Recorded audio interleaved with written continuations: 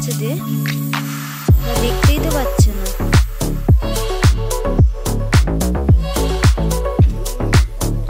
হাত দিস না, এই ওপরটায় দে, ওপরটায় দে। সব ভেঙে ছুড়ে দিল রে আজকে। Hello friends, hi everyone, welcome back to my channel. কেমন আছো তোমরা সবাই? আশা করি সবাই খুব ভালো আছো। আর তোমাদের অনেক অনেক ভালোবাসা দিয়ে পূজা পাবন ব্লগের নতুন একটা ব্লগ ভিডিও আজকে সকাল থেকে শুরু করছি। সবাইকে গুড মর্নিং। আর দেখতে পাচ্ছ অর্পণ স্কুল ড্রেস পরে কিন্তু এই ছোট্ট ছোট্ট বাচ্চাগুলোকে খাবার দিচ্ছে। ওর এটা প্রত্যেক দিনের অভ্যাস হয়ে গেছে। ও দুটো করে বিস্কুট বেরোয় যখন রাস্তা দিয়ে, তখন নিয়ে আসে এই কুকুরের বাচ্চাগুলোকে দেওয়ার জন্য। তো ওরাও কি সুন্দর আনন্দ করে কিন্তু বিস্কুটগুলোকে খাওয়ার জন্য এগিয়ে আসছে। দেখো কি সুন্দর খাচ্ছে। যখন একদম ছোট থেকে ওদেরকে দেখছি এইখানটা দিয়েই কিন্তু ওরা থাকে।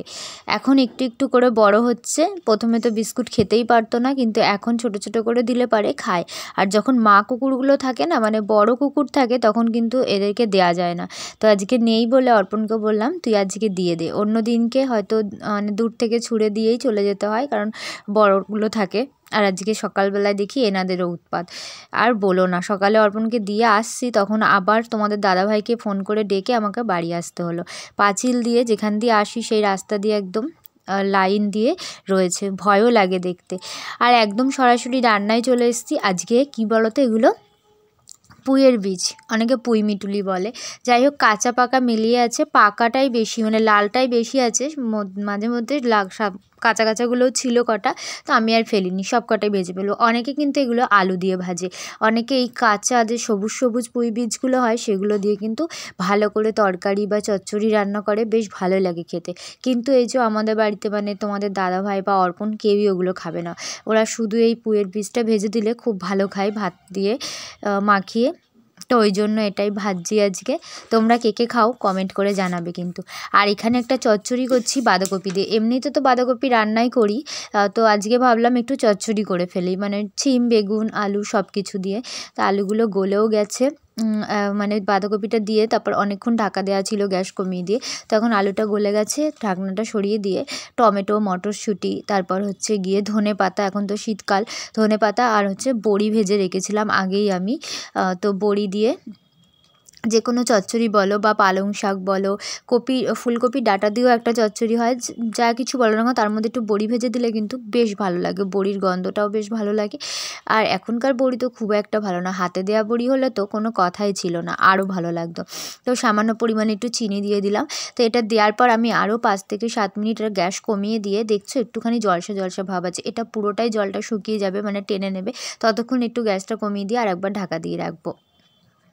আর এখানে অর্পণের জন্য পাঁপড় ভাজি। ওর আবার সকালবেলা আজকে ডিমটা শেষ হয়ে গেছে, তো ওই জন্য ভাবছি পাঁপড়টা ভেজে রাখি। মানে ওকে আনতে গিয়েই ডিমটা নিয়ে আসবো, কিন্তু তখন এসে আস্তে আস্তে 12টা বেজে যাবে। আর এই পাঁপড়গুলো না দেখো সবসময় কিন্তু পাওয়া যায় না, কি ভালো লাগে না, 2 টাকা করে প্যাকেট। এখনও মানে শুনলে আশ্চর্য হবে, 2 টাকা প্যাকেটে দেখো। আর ওই কটা পাঁপড় দিলাম, কতগুলো হয়ে গেল। অর্পণ এই পাঁপড়গুলো খেতে বেশ ভালোবাসে। আমিও নিয়ে আসি বা ওর বম্মাই বেশিরভাগ এই পাঁপড়গুলো এনে কিন্তু ওকে দেয়। আর আমারও বেশ ভালোই লাগে খেতে। আর এখানে দুপুরবেলা বললাম যে ডিম আসার সময় নিয়ে এসেছিলাম, আর যেহেতু ঝোল করিনি, চচ্চড়ি এইসব ভাজা টাজা করেছি, ওই জন্য একটু ডিমের অমলেট করব।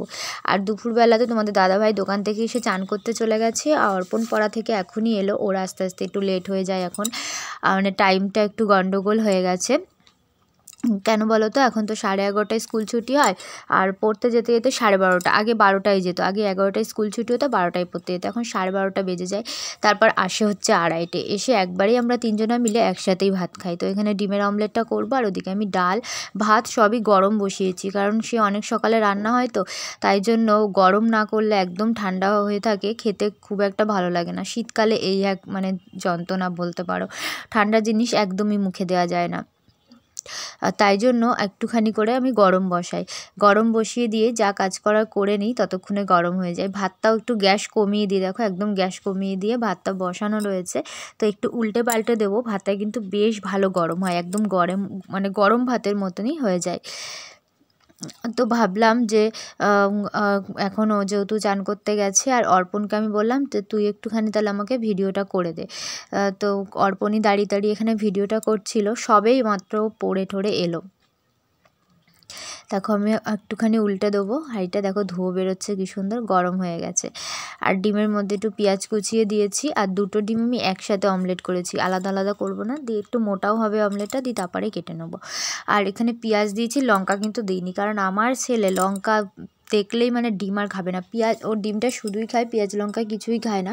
তো পেঁয়াজটা দেবো ভাতের সাথে, যেহেতু ওকে ডাল দিয়ে ভাত মাখিয়ে ডিমটা মুখে দিয়ে দেবো, অতটা বুঝতে পারবে না। কিন্তু লঙ্কা পড়লে তো ঝাল লাগবে, আর লঙ্কা দেখলে ও ডিমটা আর খেতেই চাইবে না। যদি লঙ্কা বেচেও দিই তাও মানে ও খাবে না। তার এইভাবে মোটা করে ডিমের অমলেট করলে কিন্তু বেশ খেতে ভালো লাগে, আমার তো বেশ ভালোই লাগে। শীতের দিনে গরম গরম ডিমের অমলেটটা বেশ ভালো কিন্তু যায় ভাতের সাথে।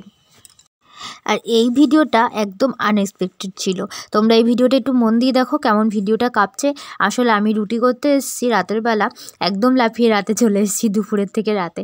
আর আজকে তোমাদের সাথে বেশিরভাগটাই খাবারটাই শেয়ার করা হলো, সারাদিনের কী কী খেলাম, এটাই কী কী রান্না করলাম। তো রুটি করতে এসে অর্পণ দেখি পিছন দিয়ে ভিডিওটা কখন করে রেখেছে, তো এডিট করতে গিয়ে অনেক কাটছাট করে এডিট করলাম। ওর মুখ ছিল, ওর নানা রকম অঙ্গি ভঙ্গি ছিল, সেগুলো সব কেটে কেটে দিলাম। তো যাই হোক, আর কিছু দেখানোর নেই। তোমাদের দাদাভাই রাতে মিষ্টি নিয়ে আসবে, বা পায়েস টায়েস করা আছে, যাই দিয়েই হোক রুটিটা খেয়ে নেবে, আর আমরা ভাত খেয়ে নেবো। তো চলো, রাত তো হয়েই গেল, এখানেই ভিডিওটা শেষ করছি। আশা করি তোমাদের ভিডিওটা ভালো লেগেছে, আর তোমরা কিন্তু অবশ্যই কমেন্ট করে বলো আমার ভিডিওগুলো কেমন লাগছে, তবে না আমার ভিডিও করতে উৎসাহ লাগবে। তো যাই হোক, যারা যারা নতুন আছো তারা সাবস্ক্রাইব করে দিও, আর পেজ থেকে দেখলে, ফেসবুক পেজ থেকে দেখলে অবশ্যই পেজটাকে ফলো করে দিও। আর হচ্ছে গিয়ে নেক্সট ভিডিও তো আগামীকাল আবার ঠিক টাইমে পেয়ে যাবে। তো ততক্ষণ সবাই খুব সুস্থ থেকো, ভালো থেকো, সাবধানে থেকো, আর আমার ভিডিওগুলো কন্টিনিউ দেখতে থাকো। আর দেখা হয়ে গেলে তারপরে লাইক, কমেন্ট, শেয়ার করতে কিন্তু একদমই ভুলো না। তো চলো, সবাইকে টাটা। আর আমরা এখনই মানে আমি বলে দিলাম তোমাদেরকে গুড নাইট।